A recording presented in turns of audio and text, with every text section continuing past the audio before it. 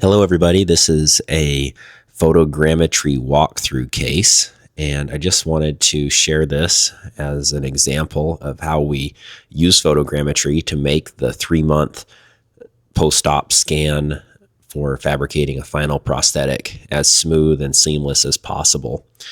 I like to use the micronmapper, which is a photogrammetry unit. It's a lot like the PIC or the iCam or any of these other photogrammetry units that are on the market today. And honestly, what I'm hearing is that these new intraoral scanners from Shining also give you the ability to do photogrammetry within the intraoral scan and removes the necessity for a separate photogrammetry scanner. But as of right now, I'm still taking a separate intraoral scan with my 3Shape scanner and then taking my photogrammetry scan and then letting my laboratory match both of those up in the software in exocad, and works really well. We have great passivity with our final zirconias. So I just wanted to share my workflow. As you can see here, I've been removing the teflon and removing the composite that's overlying that teflon. And I removed that. Now I'm removing these vortex screws, and I'm just using the vortex long shank driver, and I back the screw out until I hear a click. And when you hear that click, you kind of feel it too. That means the screw has completely disengaged the threads from the tapped threads in the multi-unit abutment. And you're good to remove the prosthetic, as we did here. And then I'm just taking a moment to kind of look and make sure I don't see any signs of mucositis and make sure that everything looks healthy with the tissue. You can see I'm moving the mucosa, and the mucosa doesn't move around the implant. So we have an adequate band of keratinized tissue all the way around these multi-unit abutments, which is super important. I'm using Paradex here to rinse around those abutments. It's just something I like to do for peace of mind. It's not really necessary in the absence of inflammation, but I like to know that we're just doing something to make the area a little cleaner. I'm tapping on the abutments there, making sure I'm hearing a nice ringing sound. And unfortunately, I had to remove the audio from this because of copyright issues. We had some copyrighted music playing in the background when I was recording this, so we didn't get the sound effects. But here I'm torquing to 20 Newton centimeters, and that's for those distal 17 degree. Actually, I think these are probably 30 degree multi-units in this case, because those are distally angled implants. One thing I learned is I like to place the driver and then attach the torque wrench to the driver, because otherwise you can spend so much time trying to spin that driver head around, that torque wrench around, trying to, get them to connect up. It's just a lot easier to put the driver on and then connect on with the torque wrench. And then for this anterior implant, I'm going to 32 Newton centimeters because these are actually straight multi-unit abutments and they require 32 Newton centimeters of torque, according to the manufacturer, which is Neodent. And now I'm placing my micronmapper scan bodies, and you see they have these interesting little shapes printed on them. They look kind of like the photogrammetry that they use in crash dummy tests. And I'm just tightening that down about, a couple Newton centimeters, just hand tight, snug, getting a little bit of blanching here. And when I tightened right here, the patient did kind of exclaim a bit. She felt a little bit of pressure there. Nothing serious. Now you can see I'm very particular about my throat packs. I really like to make sure we have a good catcher's mitt back there at all times. Just an open 4x4 gauze to make sure that nothing can fall back into the airway. That's just a real showstopper when you lose a prosthetic part or a implant driver down the patient's throat, and no one likes having to have a trip to the hospital after a trip to the dentist. So we're tightening here. This last one, we have 4 of them to do, just snugging that down. And you can see sometimes I just keep snugging. I probably a little over snugged that one there, but Sometimes if there's tissue in the way, it can take a little more time. Now I'm preparing the micronmapper, and you just kind of have to hold it about 16 inches away from the patient's face and rock it gently back and forth. Assistants using the cheek retractors to make sure we get a good line of sight. And I can see I'm watching the screen over there, and it's telling me an indication of how close I am to having the completed scan. It makes a noise indicating that the scan is complete. And here you can see it will show the max divergence between all of the abutments. And we can see the max divergence here is a little over 22 degrees. And from my calculations, as long as you're less than about 40 degrees with your multi-units, the max divergence is less than 40, you're going to be just great. You're not going to have an issue with path of draw. But so 22 degrees is perfectly fine. Now we're moving on to the intraoral scan, which I also have set up on that same computer for ease of, we only have so much room in the operatory. My ops are pretty small, so scanning with a Trios 3 Shape 3. They came out with actually this is the 4. They came out with the 5, but I like the 4 because of the scan tip. It kind of allows you to get into tighter places, I feel, but that's another story. So we're just scanning, trying to get as much detail of the mucosa, the hard palate, the micronmapper scan bodies as possible, and get as much of that detail as we can. And sometimes it can help to have your assistant use the cheek retractors. And so that's what we're doing here, just to try to capture as much of that mucosa as we need.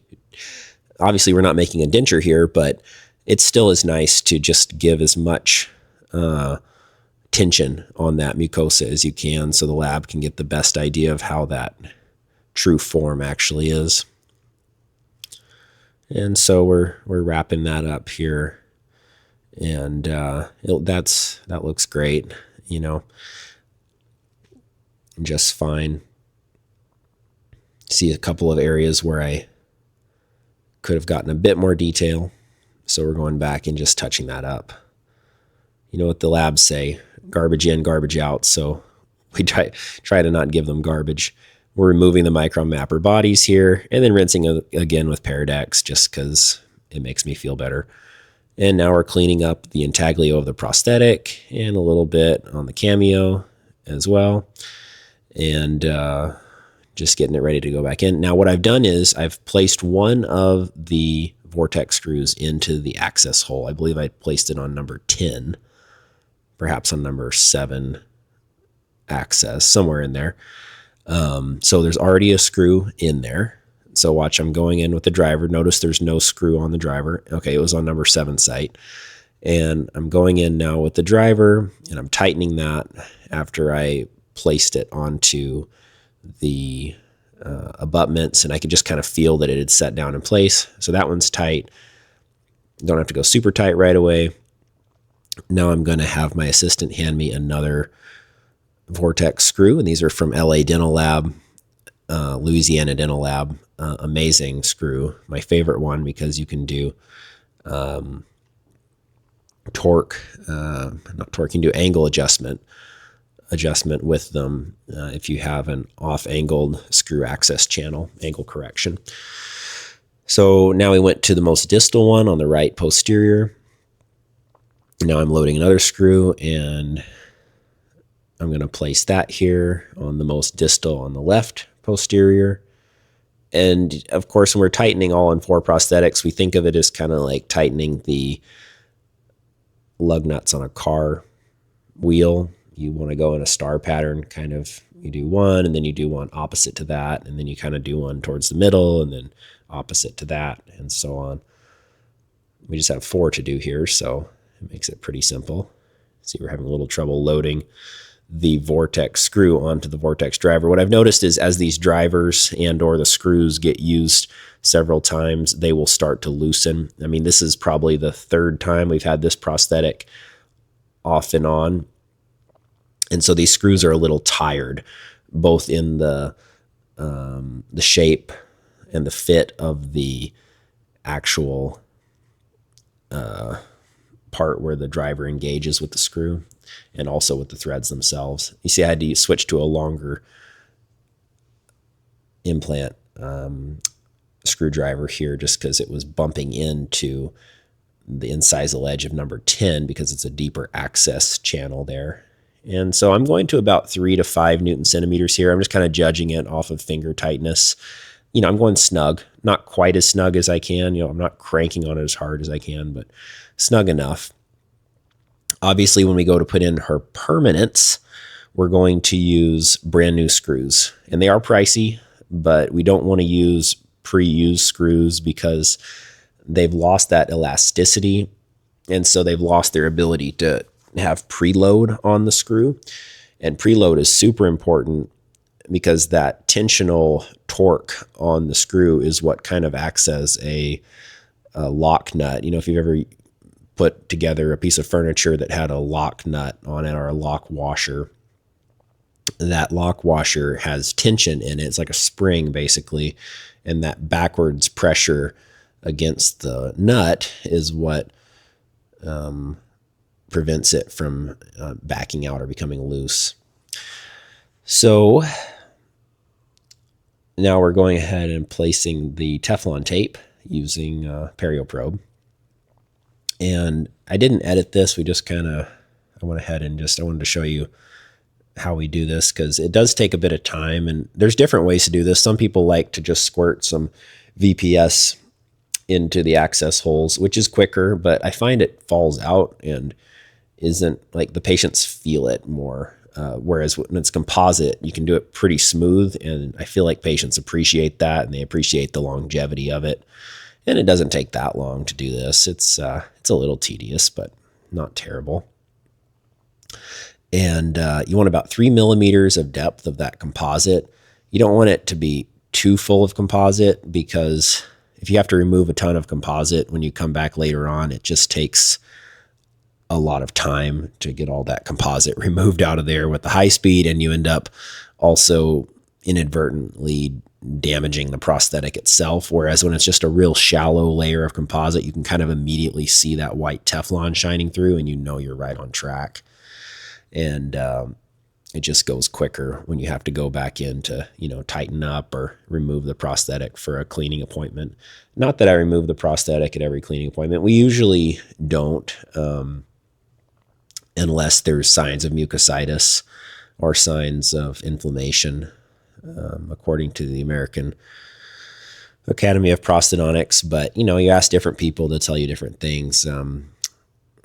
I was recently at a CE course where they were saying you should be taking them off every 6 months, but a lot of people don't do that, and I currently don't do that. But we do clean every 6 months. We just don't always take them off. And you can see I'm using a plugger here to just kind of pack that down a little tighter, and then I'm going to go back over it one more time with my Explorer and just make sure that there's no little edges of Teflon that are protruding over the cavo surface margin, which could inhibit a good seal or bond. So see, I'm just kind of going around. It's hard to see that this camera is not the best for fine detail. We were trying to capture more of a macro view today, but this is the workflow. I usually book about an hour for this appointment, just for one arch, because it does take some time to take off the temporary prosthetic, put on the micronmapper scan bodies, and then, do all that scanning. The good news is a lot of it is stuff that an assistant can do. Obviously, I need to take the little plugs out with the high speed, and that would be an advantage of using VPS adhesive, or not adhesive, but just VPS, is that the assistant could just pop that out and then, use an Explorer to pop out any of the siloxane that's in there. And then they could take off the prosthetic, put in the micronmapper bodies, scan, and, put everything back in. And that may be something I switch to in the future, but right now it's not a problem for me to do it. So usually we just get it done in a four-handed dentistry setting. So right now I'm placing the composite, I like to use a shade of composite that does not match the prosthetic. So in this case, we're using A4 composite so that it stands out really well against the printed temporary. And that way, when I come back for the final delivery in a month from now, it'll be very clear what's temporary material and what's composite. And so, yeah, this is the records appointment that will allow the lab to fabricate the permanent milled zirconia prosthetic. This prosthetic you see here was 3D printed by my laboratory, also using photogrammetry. That scan we took right after surgery. We also take an intraoral scan right after surgery, and they will use that to fabricate this immediate temporary. But the immediate temporary is only so good. We need to allow 3 months for the healing of the gums, the gingiva, to settle out, so we know there won't be any gaps when we come back and put in that permanent. So that's why we allow that 3-month healing period for the gums to kind of settle to where they're going to be before we go to a final printed or final milled zirconia. Here you can see I'm adjusting the bite a little bit. I just want to get that completely dialed in so the patient feels comfortable. A lot of times, for whatever reason, we've snugged things down a little bit. A lot of times it'll just feel a little different to the patient, or it could be the composite that I've placed on the access hole. She could be hitting on that. So we're just polishing that down a little bit. I wanted to mention one other thing as we're wrapping up here. Earlier on in the video, you saw that I torqued down the abutments there, and I didn't really explain why. The reason is that usually after 3 months, there will be a little bit of loosening of those abutments after surgery. And so I'm just taking those abutments back to the manufacturer specified torque, which is 20 for the angled abutments, MUAs, and 32 for the straights. So just wanted to explain that. So once we get the bite all settled out here, just make sure the patient feels comfortable with it, and then we're all good to send them home. Thanks for watching. Have a great day.